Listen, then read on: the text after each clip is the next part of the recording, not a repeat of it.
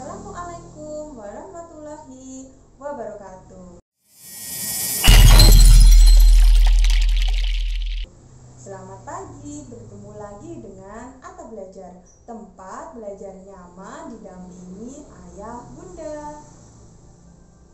Nah, bagaimana kabar kalian hari ini? Semoga selalu dalam keadaan sehat dan selalu dalam lindungan Allah Subhanahu wa Ta'ala. Amin ya Rabbal Alamin.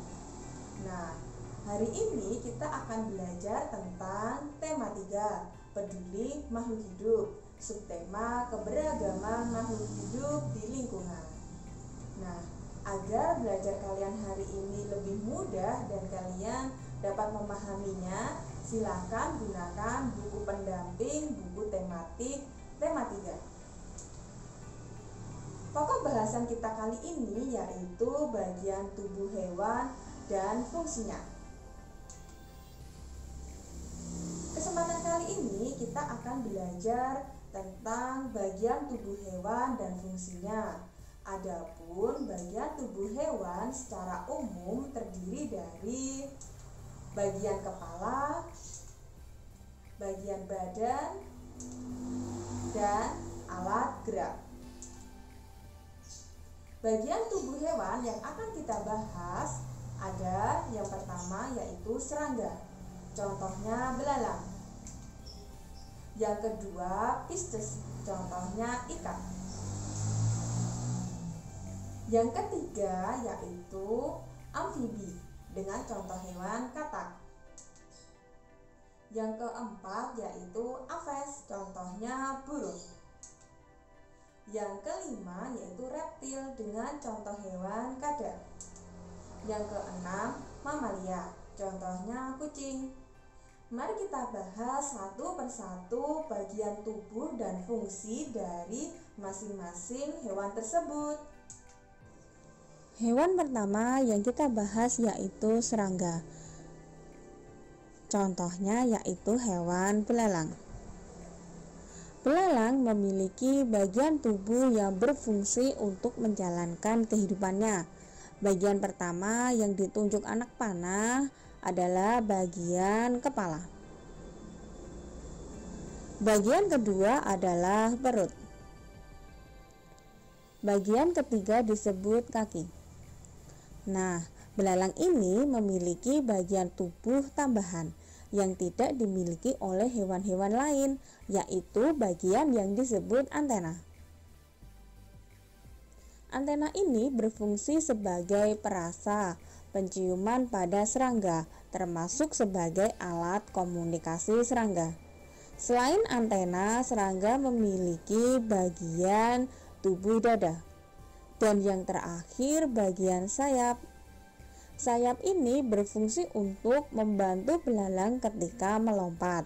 Nah, kalian bisa memperhatikan pada gambar kaki bagian belakang dan kaki bagian depan belalang tentunya berbeda. Jadi, kaki bagian belakang lebih panjang yang digunakan belalang untuk melompat tinggi, sehingga belalang memiliki 6 kaki. Kemudian hewan yang kedua ada ikan. Berikut ini adalah gambar dari tubuh ikan. Adapun bagian tubuh ikan, pertama disebut kepala. Bagian kedua disebut mata, ketiga insang. Insang terletak di bagian bawah penutup insang, sehingga penutup insang bernama operkulum. Di bawah operkulum ini ada insang ikan. Insang merupakan alat pernafasan pada ikan. Nah, bagian selanjutnya ada badan. Bagian kelima disebut dengan sirip. Bagian yang terakhir disebut dengan ekor. Ikan merupakan hewan bertulang belakang yang hidup di air. Ikan memiliki sirip yang berguna untuk berenang, dan tubuh yang ramping berguna untuk memudahkan gerak di dalam air. Nah, tubuh ikan biasanya ditutupi dengan sisik, kemudian ekor berguna untuk membantu pergerakan ikan di dalam air. Umumnya ikan berkembang biak dengan cara bertelur. Nah, itu tadi bagian tubuh ikan beserta fungsinya. Selanjutnya, hewan yang ketiga adalah hewan amfibi. Hewan yang ketiga adalah contoh hewan dari katak. Bagian tubuh dari katak yang pertama ada kepala, ada mata, ada perut, ada kaki depan, ada kaki belakang, dan pada jari kaki terdapat selaput kaki. Kalian dapat perhatikan pada gambar jika kaki katak yang belakang lebih panjang dibanding kaki katak yang bagian depan. Kaki belakang lebih panjang berfungsi untuk membantu katak saat katak melompat. Saat katak kecil hidup di dalam air berbentuk berudu, dia bernafas menggunakan insang. Pada saat dewasa, katak dewasa bernafas menggunakan paru-paru dan kulit. Maka dari itu, kulit dari katak berpori-pori karena membantu katak dalam bernafas. Nah, itu tadi bagian dan fungsi dari tubuh katak. Hewan selanjutnya yang keempat ada aves.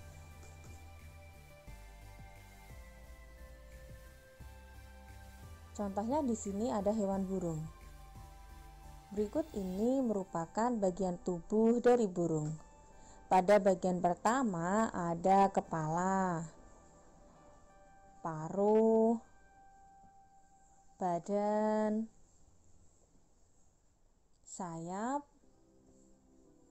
kaki, dan yang terakhir ada bagian ekor. Burung adalah hewan yang memiliki sayap dan tubuhnya ditutupi oleh bulu. Bulu membantu menjaga suhu tubuh burung dan membantu burung saat terbang. Sayap burung berfungsi untuk terbang dan menjaga keseimbangan burung. Nah, kalian dapat memperhatikan jika bentuk paruh burung berbeda-beda. Bentuk paruh burung yang berbeda-beda bergantung pada jenis makanannya. Begitu pula dengan bentuk kakinya. Bentuk kaki burung berbeda karena disesuaikan dengan apa yang menjadi makanannya. Pada beberapa kaki aves ada yang memiliki selaput, misalnya bebek, sehingga bentuk kaki disesuaikan dengan bagaimana cara memperoleh makanannya. Kenapa kaki bebek berselaput ya? Karena agar mempermudah bebek berjalan di tempat yang berlumpur. Itulah bagian tubuh dari burung. Hewan selanjutnya yang kelima adalah reptil. Contohnya adalah hewan kadal. Adapun bagian tubuh kadal adalah sebagai berikut. Ada kepala, mata,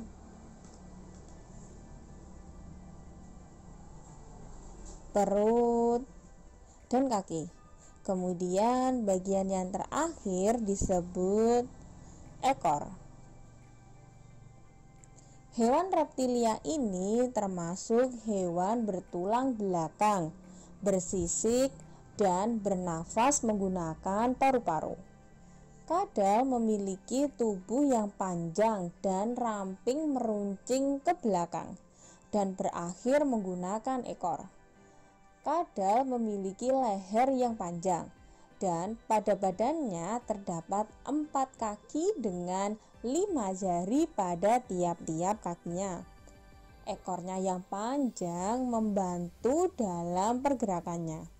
Beberapa jenis kadal akan memutuskan ekornya jika berada pada keadaan berbahaya. Ekornya yang putus akan bergerak-gerak dan mengalihkan perhatian pemangsa, sehingga kadal dapat melarikan diri dari musuhnya. Itulah tadi bagian tubuh dari kadal. Hewan yang terakhir, keenam, adalah hewan mamalia. Contohnya adalah hewan kucing. Adapun bagian tubuh kucing, kepala, mata, kumis, telinga, badan, dan kaki. Dan yang terakhir yaitu ekor. Bagian tubuh tambahan pada kucing adalah kumis, karena pada kumis kucing terhubung pada banyak syaraf. Adapun fungsi dari kumis kucing adalah untuk berkomunikasi sebagai alat pendeteksi perubahan udara dan membantu dalam memburu mangsanya, dan juga sebagai navigasi pada saat berjalan di tempat yang gelap. Kumis pada kucing disebut juga dengan misai.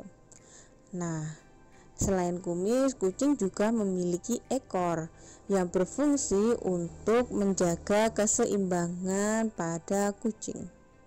Nah, itu tadi pembelajaran kita pada hari ini. Semoga kalian dapat memahaminya dan bisa mengerjakan evaluasi harian yang akan Ibu sampaikan. Bagaimana? Jangan lupa dicatat untuk beberapa yang perlu kalian pahami lebih lanjut. Semoga pembelajaran kali ini bermanfaat. Sekian, wassalamualaikum warahmatullahi wabarakatuh.